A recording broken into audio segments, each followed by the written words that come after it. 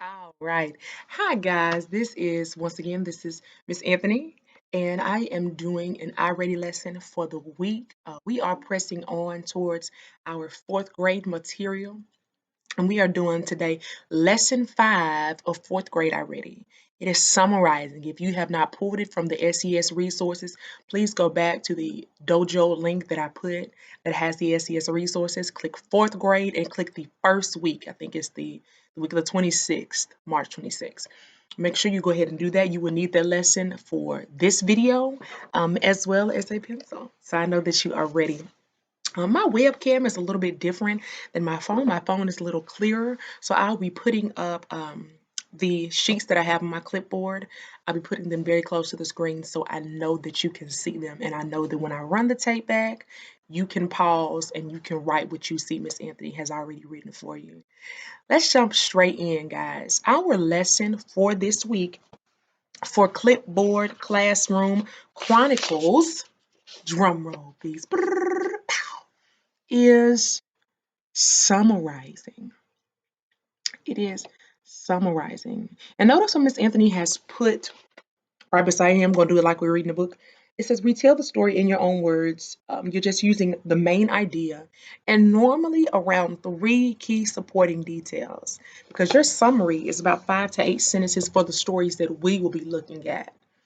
5 to 8 sentences for the stories that we will be looking at.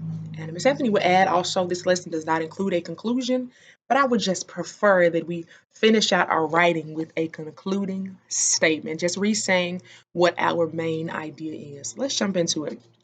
So to summarize something just simply means I'm hitting the point and a few important details when I'm retelling you what happened in the passage. This week we are summarizing informational texts. So all of our texts are either nonfiction or they're about something important that happened in history, which we still classify as nonfiction, guys. Okay? All right, make sure you have lesson 5. I already said it, but just to repeat before I jump smooth into the lesson, make sure you have lesson 5, fourth grade, iReady. That is the week of March 26th. Click the SCS resources link if you have not already. Okay? All right. Whenever you're thinking about summarizing a text, make sure that you're thinking about if I retell a friend something, I have 30 seconds to do it. Your summary should be able to be read to someone in 30 seconds, no longer than 45.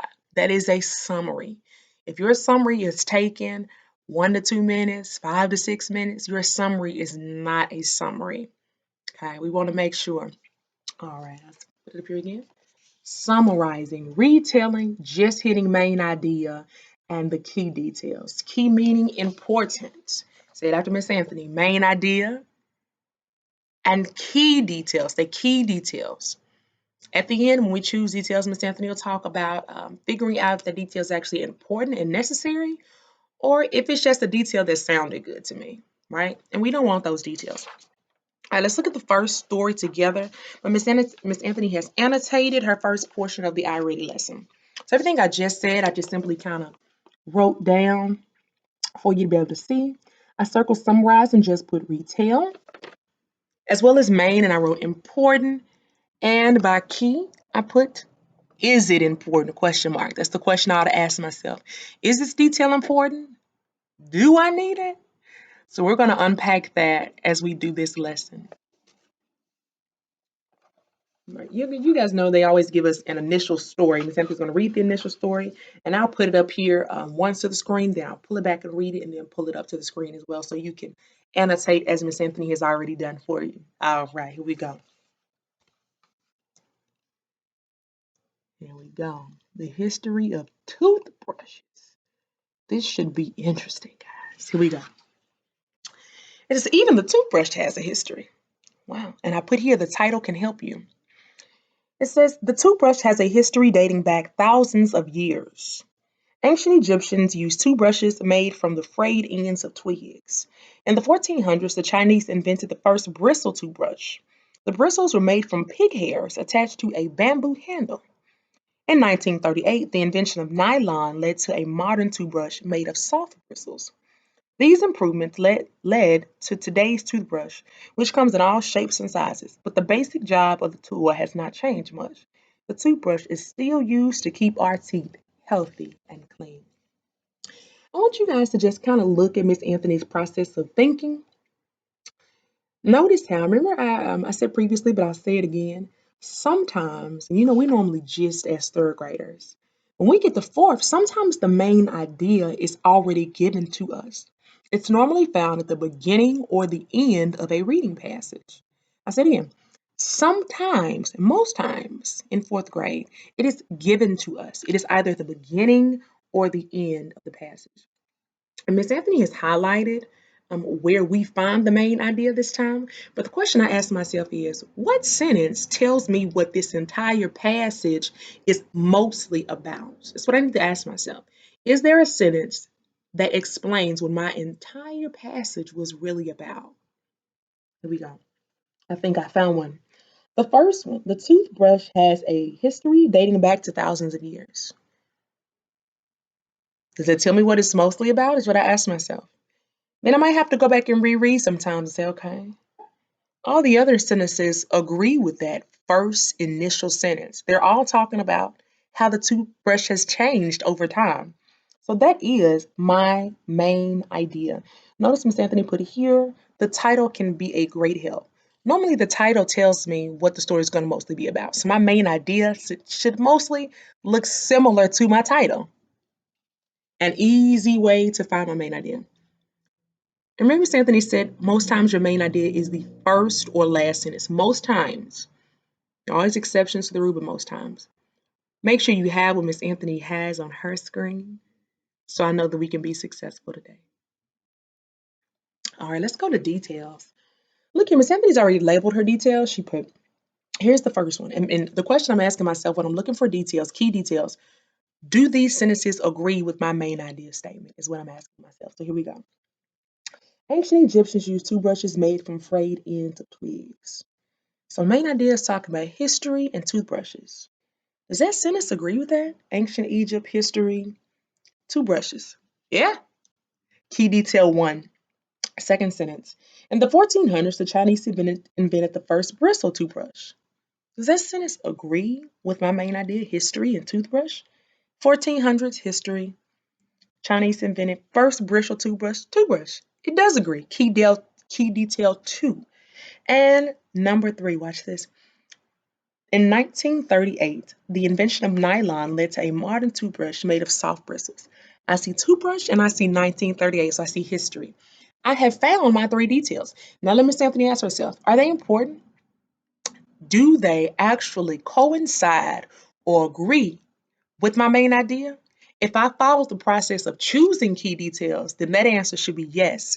If you have any other key details outside of the ones that Ms. Anthony has circled, then you need to go back and reevaluate. But for now, I just want you to pay attention to what you see that Ms. Anthony has already done. So if you don't have these annotations, go ahead and take some time at this moment. I'll leave it on the screen so I know that you can see it. If you want to pause at this time, go ahead and do that so I know that you can be successful throughout the duration of the lesson.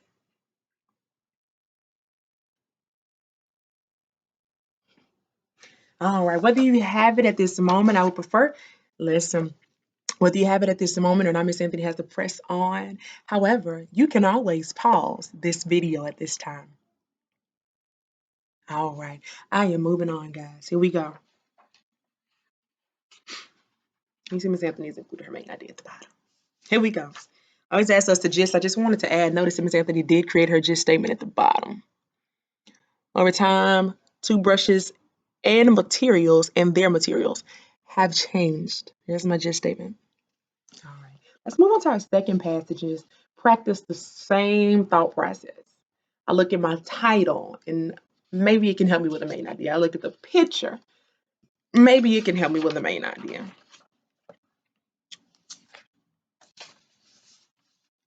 Oh, Miss Anthony, sorry. Before we go to our next passage, if you want to chart, and the chart just helps you figure out what you're going to write in your paragraph. Because remember, summary is 5 to 8 sentences, and that matches our paragraph format. So what I would do first, they give us a chart so we can list our main idea and key details. It's not that necessarily that you need the chart because once you've circled them, all you have to do is write the sentences in order. But throughout the lesson, they give us a chart So I have put the information in a chart. Miss Anthony at the end of the lesson is going to push you to write it in paragraph format instead of just the chart because it's like double work, right? All right, here we go. Here's Miss Anthony's chart. And remember at this moment, you're just looking at what Miss Anthony has already written to ensure that you have the same material. Because if you don't have the same material, then we're not on the same page. And we both want to master summarizing. That's our end goal for today.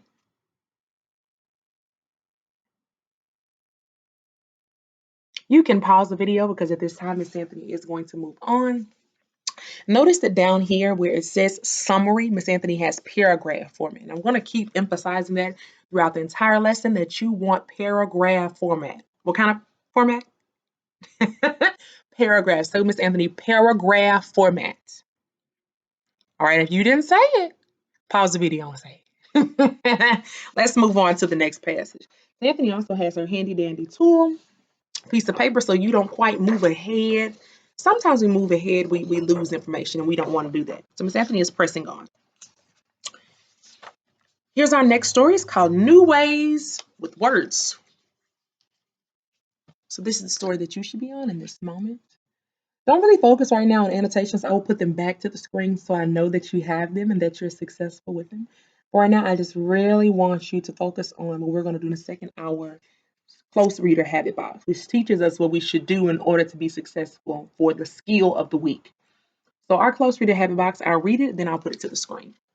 It says, as you read, underline, and I've underlined the word underline, it's the action I do. Key details that explain 3 main ways that words have changed over time. I'm not going to put there it is. If you're going to make sure that your annotation box looks like Miss Anthony's, here we go. All right, remember Miss Anthony said the title can be a helper, a great help to be figuring out what the main idea of the passage is about. Because the title introduces you to the passage, and most times it tells me what I'm about to read, right? Here we go. Oh. Flipboard kind of attacked me. Here we go. New ways with words. Remember what I said in the 4th grade, most times the main idea is given to us. We just have to figure out where it is, normally at the top or the bottom. Let's see where it is in this passage. You can't see Miss Anthony read it. She's going to put it here and then pull it back. Here we go. Make sure you're reading along with me, guys. Over the centuries, the English language has undergone many changes. Words that once rhymed no longer sound the same. Others have their origin in lands far from America, and still other words have taken on new special meanings. I can pause here. My title says New Ways of Words, and my first sentence says, over the centuries, the English language has undergone many changes. We'll come back to it, but Miss Anthony is thinking that could possibly be a main idea. Here we go. Old English poems and rhymes often provide clues into how word pronunciations have changed. For example, the word see did not always rhyme with see. Originally, it rhymed with say, and speak once rhymed with the word break. Sometime after the 1600s, people shifted the way they say the sound for the letters EA in many words. Now see sounds like T or P, and speak rhymes with beak, not break. No wonder spelling can be so confusing. And Miss Anthony is looking at these topic sentences. I want you to pay attention to the ones that she's underlined. Make sure you remember that we're only underlining key details. Key details. So annotate as you see Miss Anthony already has. Here we go.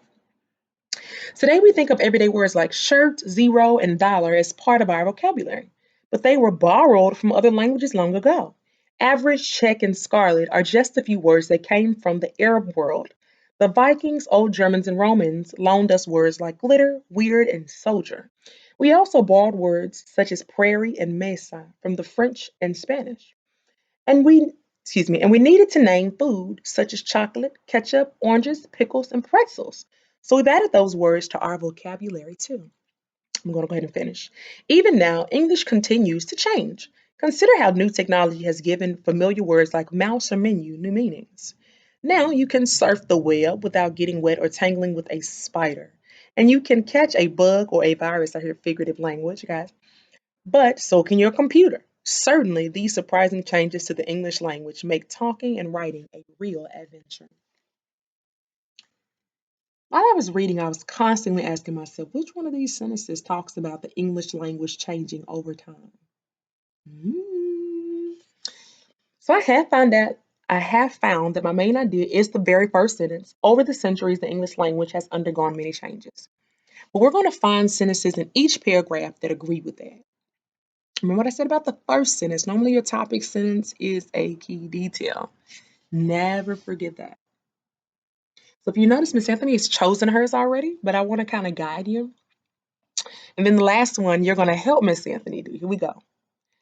I put that my first detail was the very first sentence in the second paragraph.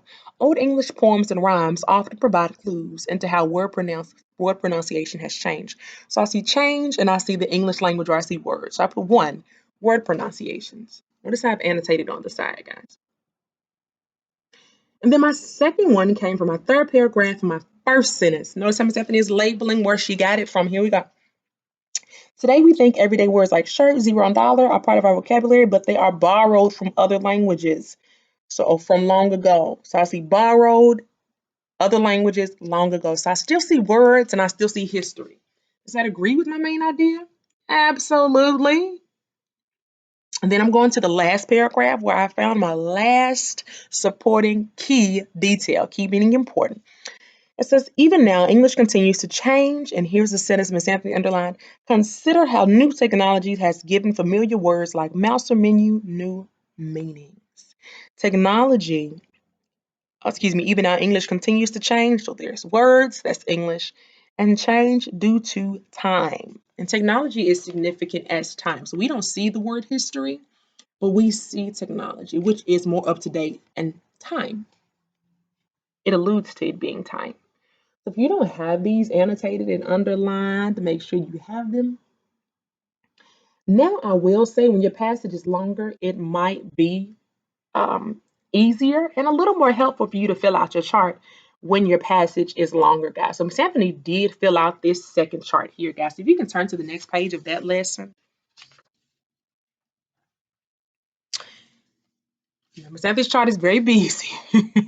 We're going to break it down together. They have given us the main idea, but what I did was underline the two key words in that main idea. It says the English language has undergone many changes over the years. Actually, Miss Anthony will underline a third one that she has just noticed. Here we go. Changes. So Miss Anthony underlined in that language changes and years. So every key detail I have, that it needs to include those thoughts or those points. Language, years, and change. Here we go. Let's see if the key details I underlined do have those things underlined and in mind, or they do have them in the sentence, just simply stated. Here we go. Detail one. And then we're going to get to the bottom portion after we do all the details, and we just kind of check them off. Let's see. Key detail one. Old poems and rhymes show word pronunciation changes.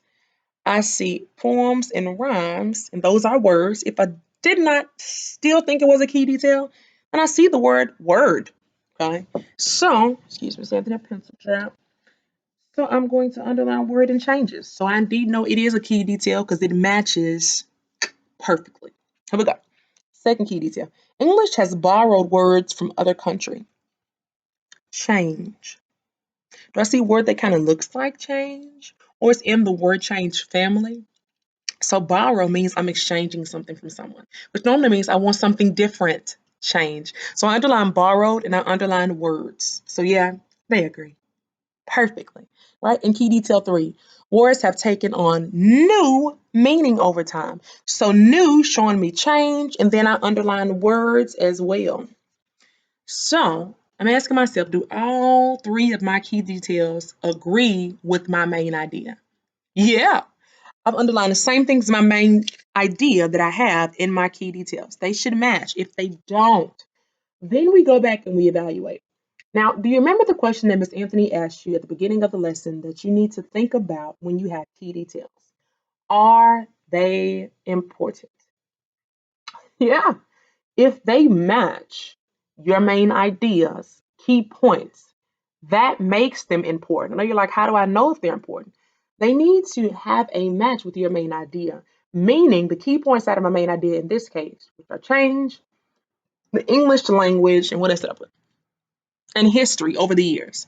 If they don't match, then I go back and say, perhaps I need to find new sentences that match my main idea statement that could qualify as my key details, right? All right. So here we go. The second portion of the down there says, why did you include this detail? So whether you have just about the same answer for all of them, I could put under each box. They all include change, history, and the English language. Because they do. They match my main idea perfectly. Now, don't put in the box, they match the main idea perfectly. I know. I know it's so tempting. However, I need precise language. How do I know they match exactly? What words should I be looking for to make them match exactly?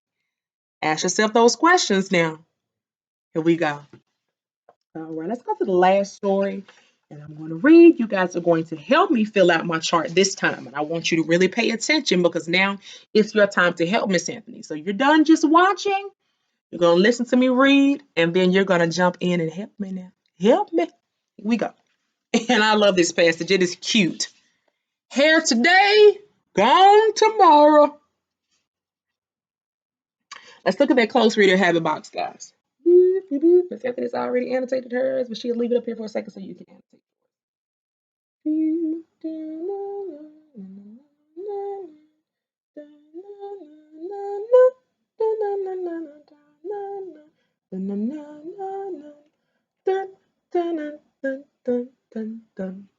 All right. I'll give you some Jeopardy music, guys. I'm gonna keep the lesson entertaining. The title here today, gone tomorrow is pretty, and this lovely picture of some very strange hair kind of tells me what my main topic at least will be about. The topic is probably going to be about hair. And when I look at today, going tomorrow, I probably notice some changes are going to happen. So I'm going to circle hair in my title. Okay, and I'm going to put here topic. And then I'm going to kind of bracket. If you don't know what a bracket is, Miss Anthony's going to show you hers in a second. So just hold tight for me, guys. Today, going tomorrow, and I'm going to put here changes. So I know what I'm looking for as far as the main idea. I'm looking for hair changing. And normally if it says today, gone tomorrow, it's probably going to be some history attached to that. So I'm going to put these three main ideas. I'm going to put hair, changes, history. Miss Anthony, that could literally be made into a main idea statement. I know. And if we were gisting for a nonfiction passage, I would ask you to create your own main idea statement. However, it is going to be in this passage. That's Miss Anthony's hint. You're looking for it, but it's inside of the story this time. Guys, I love it because actually, as you're getting older, they're doing more of the work for you. Check it out. Here we go. Here today, gone tomorrow. Let's move on, guys. I put the passage on the screen, and then I read. All right. Just as clothing fashions change, so do hair. People in the past sometimes use their hair to make unusual statements, much like today. Before the invention of scissors, people just let their hair grow long and tied it back. But after a while, people began to style their hair, and some hairstyles were very complex. Get our picture. The largest and most elaborate hairstyles appeared in the late 1700s. Women wore their hair piled high on top of their heads. As the style became even more extreme, they wove hair onto large wire frames. Some of these hair pieces towered 3 feet above a woman's head. That's a lot of hair, guys. The style also called for fancy ornaments. Tucked into the hair pieces were flowers, birds, waterfalls, and even a complete battle scene. I'll pause right there, Miss Anthony. I believe in that first paragraph, I found a main idea statement. How? Let's see if I find a sentence in the first paragraph that says hair, changes, and history. Take about 10 seconds to see if you can find the main idea statement before Miss Anthony finds it. Once you find it, go ahead and underline that main idea statement, first paragraph.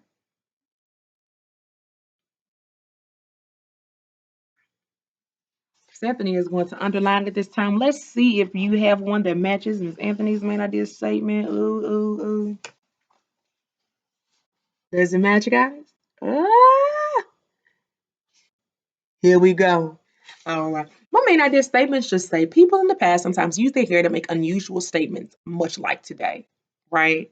Does that say hair? I see hair, changes, past, today, So let this give me history as well as unusual statements. Those are some changes happening there, guys. Here we go.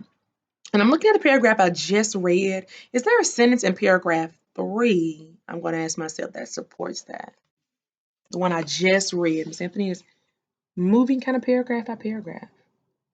Go ahead and take time if you can't find it. 4, 1. I'm going to underline here. For example, I see 1700s history, I see hair, and I see elaborate hairstyle.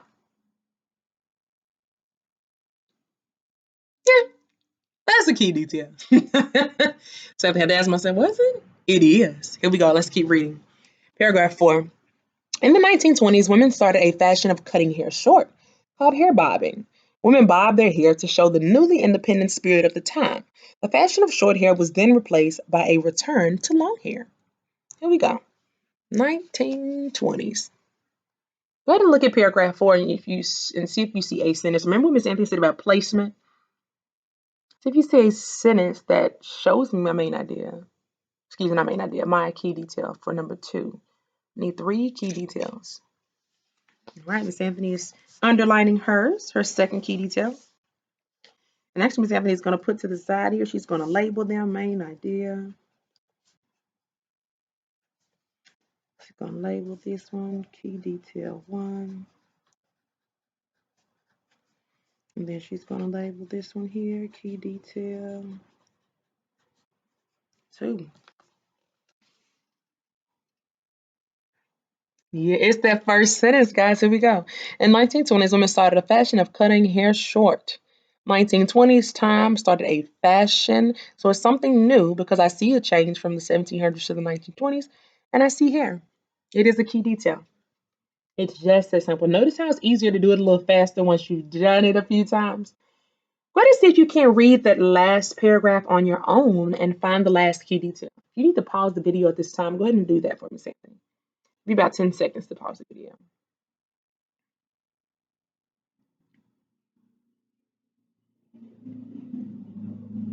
All right, Miss Anthony is now going to read it. She's going to find her last key detail. In the 1960s, many women wore their hair long and very straight because not everyone is born with straight hair. We got to sit up a little bit. I'm trying to read to the side, guys. Here we go. Many teenagers would iron their hair to make it straight.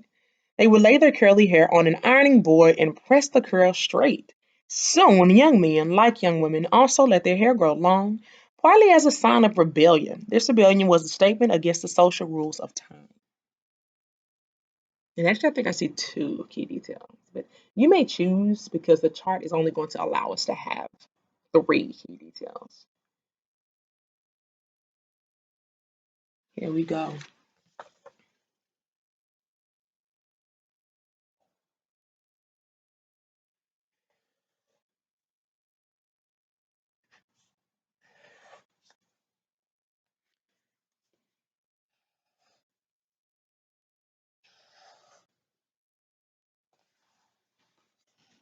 If you have either of those underlined, then you are right on par.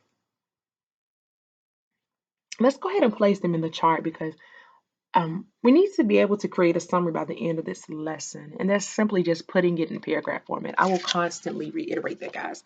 Let's go ahead and go to the chart. If you want to pause your video at this time and you want to fill out your chart, oh, hold on, guys, wait a minute. Let's read the specific direction. So this is the page that we should be on. All right, make sure you're there, guys. Here we go. It says, read the statements in the box. In the 1960s, young people rebelled by letting their hair grow long. In the 1700s, women wore elaborate hairstyles. And women in the 1920s cut their hair to show their independence. Teenagers of the 1960s pressed their curly hair to make it straight. Hair fashions change over time. They're used to make unusual statements. If you notice and you go back to the passage, all they simply did was pull the key details that you should have already pulled. They pulled one from the 3rd, 4th, and 5th paragraph. Excuse me, actually 2 from the 5th paragraph. But they have actually simplified for us, and they give us a very simple task, guys. They just asked us to box it. So Miss Anthony probably would have challenged you and said, put the key details that you should have found yourself in summary format or in paragraph format. We'll do it this way. You still have to do the summary at the end, but we'll start this way. Let's do the chart. Identify the main idea and 3 key details that support it. Write them in the boxes to complete the chart. Literally, all you're doing is placing your information that you just annotated in this box. So do that at this time, guys. Anthony's going to do that. While she's doing that, you may pause the video. I mean, you decide. But here we go. And I know a few of y'all looking at Miss Anthony work. You should not be. You should be working on your own assignment.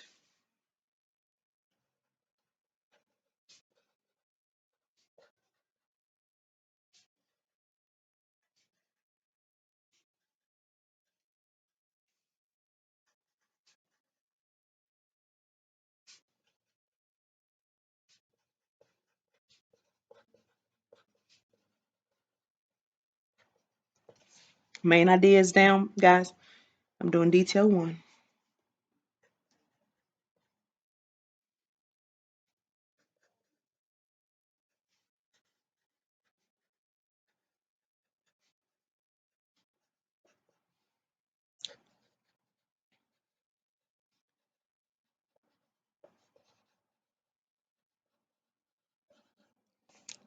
Make sure you're working.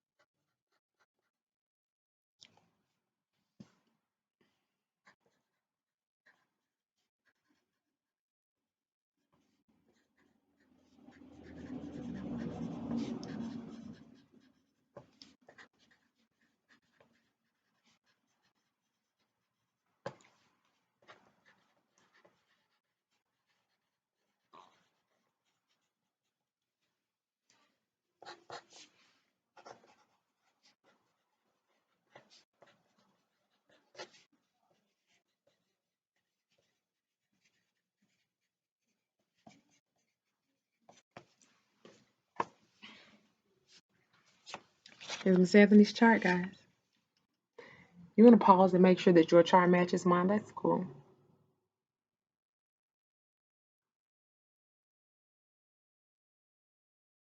All right.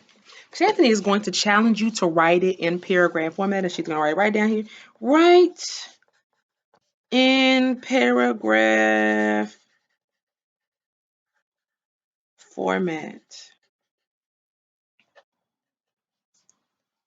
She is going to challenge you to write in paragraph format.